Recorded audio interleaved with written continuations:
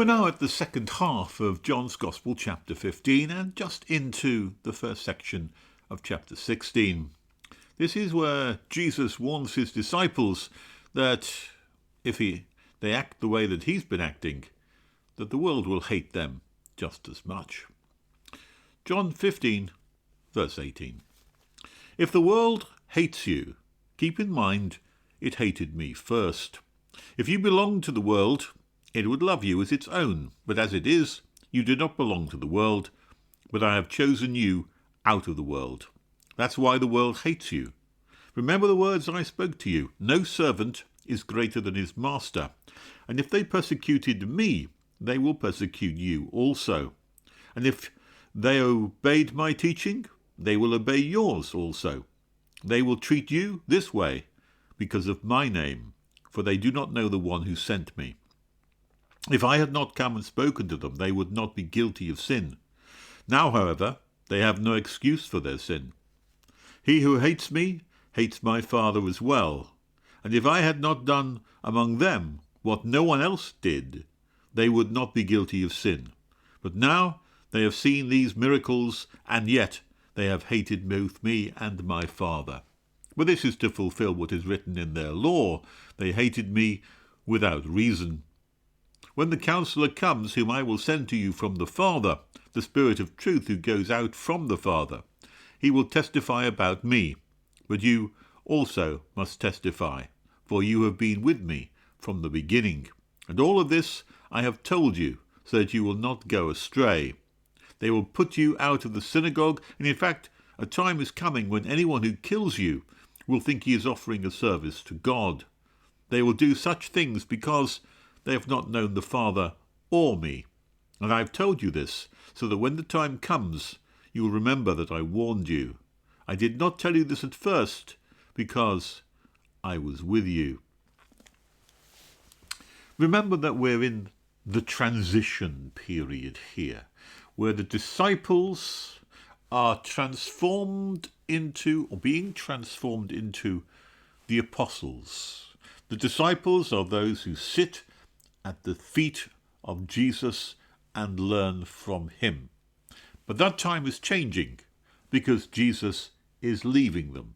And so they must transform themselves or be transformed away from those people who are mere learners into those people who are doers, people who are going to be involved in teaching and learning. So, this is the transition point is central and important, it seems to me, at this particular junction. So, having got that as the context, we now understand how this comes about. This is my command, love one another, says Jesus. And if you love one another, then you will be obeying my command. This is my command, love one another. But the consequence of that, and the consequence of being someone who follows me and puts into action the things that I have taught you, is this. You'll be treated in the same way that I am going to be treated. How is Jesus going to be treated? Well, they're just about to arrest him and take him away. They may have been not understanding what that meant, but he said, if the world hates you, keep in mind it hated me first. That provides a form of comfort, a strange form of comfort, you might say, but a form of comfort nevertheless. Why? Because it means that they're doing the right things, and that this could be a test of whether you're saying the right kinds of things or whether you're not. The world hates Jesus because he reveals the inadequacies and the poverty of their wisdom and understanding, and their foolishness and ignorance. And also because he shows the true way to God, which they have already rejected. They reject God and reject him. They prefer their legalism and their ritualistic approach that the Pharisees had here to the real truthful way of the spirit of the heart and of the Spirit of truth. So, if the world hates you, keep in mind it hated me first, and if you belong to the world, it would love you as its own. But as it is, you do not belong to the world, but I have chosen you out of the world. What does it actually mean then to belong to the world? Well, I think it's fairly obvious in the sense that belonging to the world, belonging is like you're a part of. You have a home in that locality. You belong in a particular place and location. And belonging means that you carry the characteristics and the ideas and the knowledge of that particular place that you belong to. Families are such that they impart wisdom and knowledge, and you belong to that family, and you share the ethos and the culture of that family. Belonging to the world means to have your mind set on worldly things, to not be able to raise your gaze above the ordinary and the mundane, literally from the world, mundane meaning the world, and your focus is set upon such issues that the world will be set on. And it might be that you're totally taken up with a different kind of religion. It may be your religion is sport, or it may be your religion is politics, or it may be that your religion is something like the green issues or climate change, or all manner of different kinds. And that becomes the whole focus of your attention. That becomes what your whole mind and heart are set upon. That becomes your main goal, is to get better result for your team, or to get some greater impact towards zero carbon. Whatever it may be, these are certainly worldly matters, matters which are of matter to the world. And we have a whole range of those kind of issues which seem to want to drag our attention in that kind of direction. But notice none of them have any eternal influence or effect upon the human condition. In fact, they're all distractions from the real truth that Jesus himself has been presenting to us. And so we need to make a choice, therefore, says Jesus, or at least you are, if you can make a choice of such matters. Sometimes it's given to you by God. In fact, that's the situation here, given to you by God as to your attitude and to your heart and your mind. I'm recorded that Jesus said to Pilate, "You wouldn't have any power over me unless it was given to you by God." And similarly, we've seen in the past that it's really a matter of God's influence and power acting on individuals as to whether they are spiritually alive or whether they are not. So, you are not of the world, said Jesus to his disciples, which means that you are of the Father, and that your mind is set upon not worldly concerns and issues, but upon heavenly concerns and heavenly truths. And that's important, because that will distinguish you from the world, and it will show up the world's inadequacies.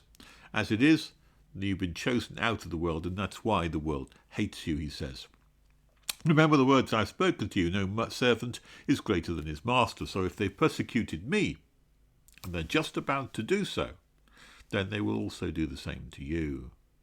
And if they persecute you, it's because you obey my teaching, and if they had obeyed my teaching, they would obey your teaching too. This is an important point here, because it says there's this connection here. If they persecuted me, they'll persecute you. If they obeyed my teaching, they will obey your teaching. If they will treat you the same as they've treated me. Now, that connection which is being drawn here, that connection is part of this transition that we've got in place. The mantle of my teaching will fall to you. I pass on, if you like, the baton like a runner in a race to the next person who's running next. And if I am treated in a certain way, you'll be treated in the same way if you carry that baton faithfully and run the same race that I am running. And so this transition is really what the whole passage is all about, and preparing the disciples for that. Preparing them so they will not be mistaken to think that success in the world is going to come their way and fall into their lap. No, you will see how they treat me, and they will treat you the same way. So why would we do it then? Well, because for the sake of the truth, and because you love the Father as I also love the Father, says Jesus. And that's the way in which this transition is now coming about. He then points out the fact that those people who treat them in this way are committing and based in sin. He said that if I had not spoken or come and spoken to them, they would not be guilty of sin. Now, however, they have no excuse for their sin, and he who hates me hates the Father as well. And if I had not done among them what no one else did, they would not be guilty of sin. But now that they have seen these miracles, and yet they have hated both me and the Father, but this is to fulfill what's written in the law, they hated me without reason. Now, this is an important point which has come up before, which is the relative nature of guilt. And Jesus makes it very clear here that because he has spoken to them and made them aware, and they have gone against that, their guilt remains. And he makes it clear too that if he had not spoken to them, and if they had not become aware, then they would not be guilty of the sin because they would be in ignorance. So there is this very clear idea that with knowledge comes responsibility, and that can't be shaken. And in fact, without that knowledge, there isn't that same level of accountability or responsibility. And I say, Jesus has mentioned this before, that if I had not spoken, if I had not told them, then they would not be guilty. So what this means is, and it's very important for us, that we understand that the level of culpability, the level of guilt, is dependent upon the level of knowledge. It's a relative measure. You are measured against the standard which you already know and accept and understand. And if that knowledge that you have is small and limited, then your measure, your gauge of how guilty you are will be smaller and less. But if the knowledge that you have is great and you understand greatly, then your measure of guilt will be correspondingly larger. Now, that's an important principle for us to grasp, because it's a principle which comes out many a time. And we see it in parables, we see it in many instances where Jesus talks. Take, for example, the parable of the talents, where the three people are given 1 talent and 3 talents and 5 talents to go away and invest. And the one who did the 5 talents invested and got back 5 more, good and faithful servant. The one who got 3 got 3 more, and they were equally lauded, because even though they didn't get as many as the 5. But the one who did 1, who just buried it and didn't do anything with it at all because he thought he was a harsh master, that person is condemned, even though he didn't have very much to begin with. And it's all relative to the level that you are at already. And I think this is this idea of a relative benefit, relative guilt, is rooted within Jesus's teachings. And therefore, as a consequence, knowing more, understanding more, can actually make the situation worse, because by knowing more, you're held accountable to a higher standard. And in this case, because Jesus had spoken to these people and made it clear who he was, and on top of that presented miracles to them and taught them wisdom, yet they still rejected him. And therefore their guilt remains even greater, in spite of all those advantages which they had and that knowledge which they were given. They still rejected Jesus. And Jesus actually says that that was to fulfill what was written in their law. Interesting, he calls it their law rather than the law. Their law, in the sense that they owned it and they claimed it as if it was uniquely theirs.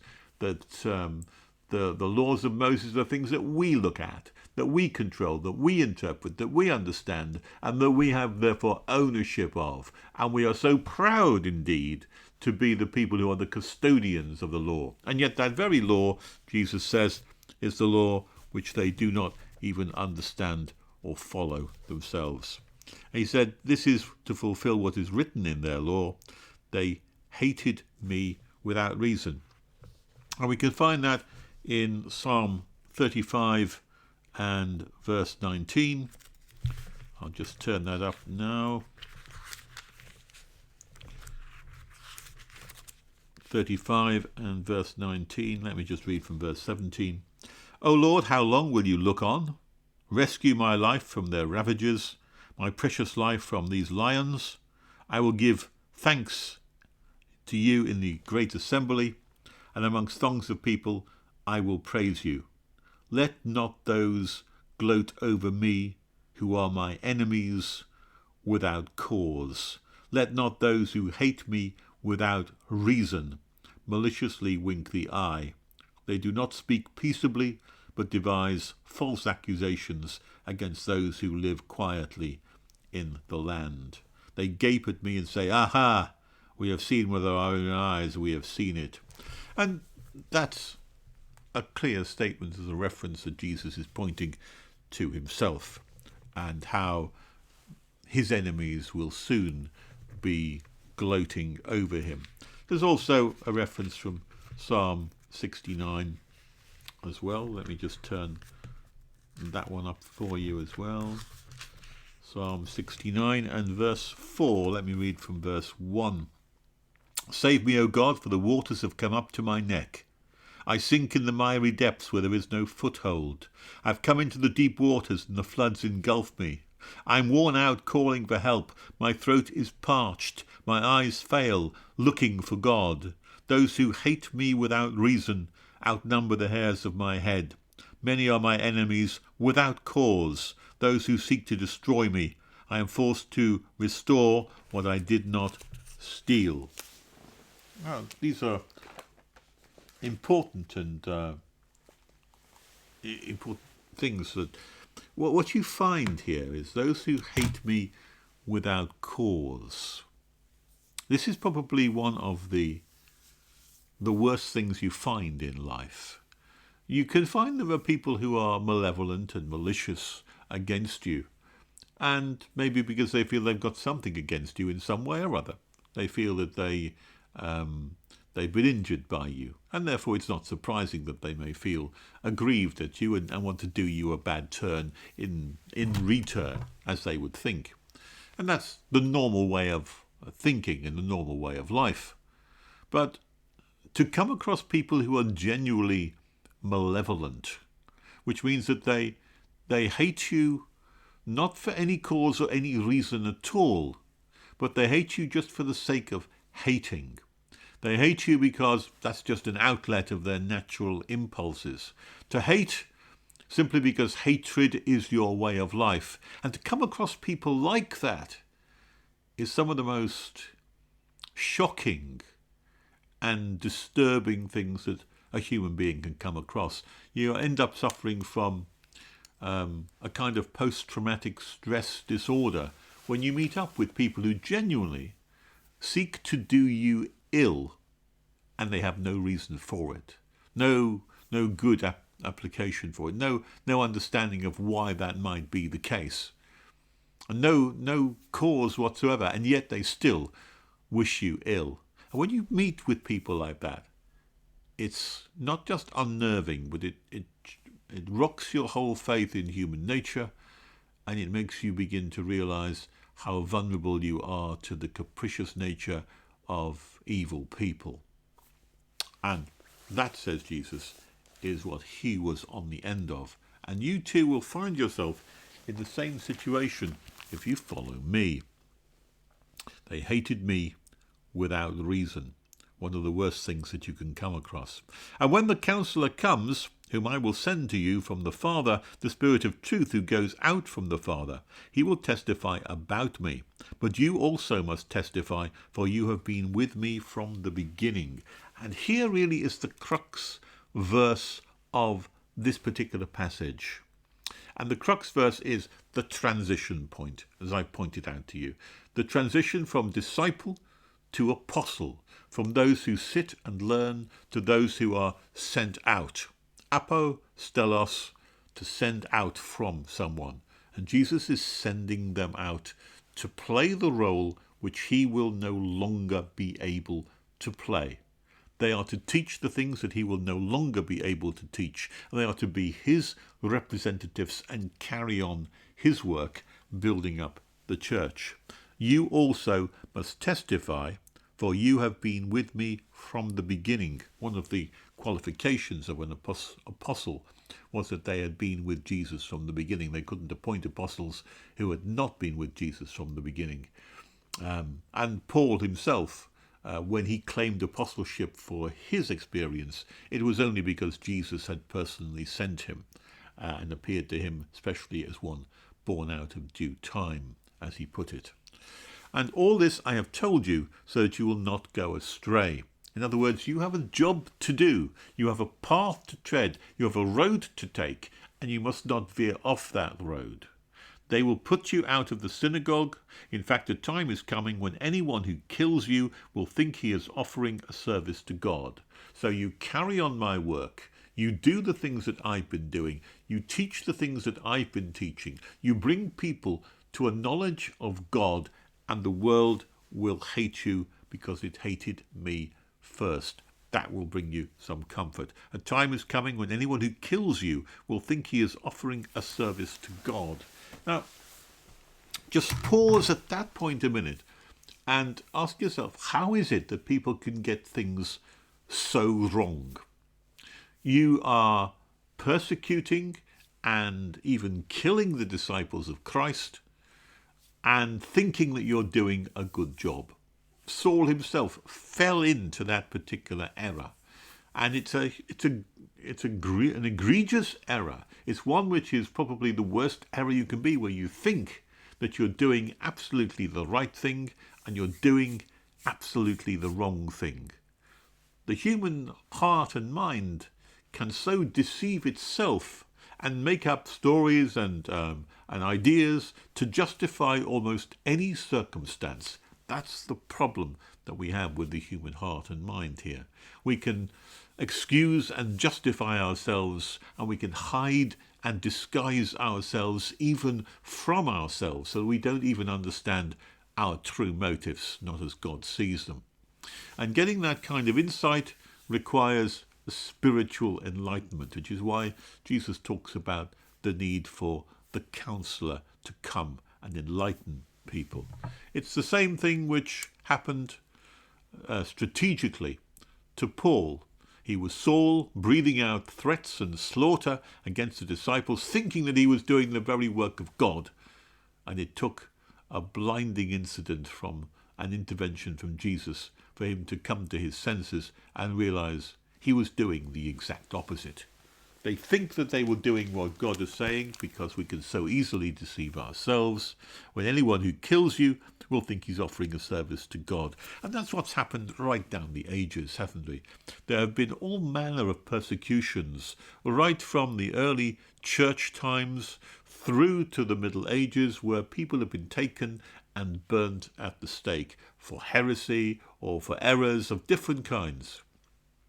Some from the Catholic side, some from the Protestant side, some from other sides too, which have different people. The Anabaptists, the Huguenots, all manner of persecutions have taken place in the church.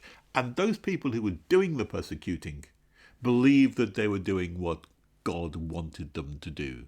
Those who sought out witches and burnt them at the stake, the witch-finder generals, those who were the hammer of the witches, Malleus Malefactorum. Those people believe that they're doing the will of God, and yet totally wrong, because their mind had been so clouded and confused they couldn't understand the truth and the error of what they were doing. Such is the way that the human mind can so be easily moulded, and how we hide ourselves. They will do such things. Why, says Jesus? Because they have not known the Father or known me. Read the book of John. Read what Jesus says. Understand the principles upon which he's teaching, and you'll soon begin to understand that those kind of things are totally alien to the ways of God. I have told you all this so that when the time comes, you will remember that I warned you, and I did not tell you this at first because I was with you. But here's this point. The transition is now in place. I've only got an hour or two with you left. I'm going to be taken away, and you have to switch from being disciples to apostles, to go out and to not be distracted or to fall or to be scattered, because you have a job to do, because you are doing the work that I've sent you to do, and you will be those who will build my church.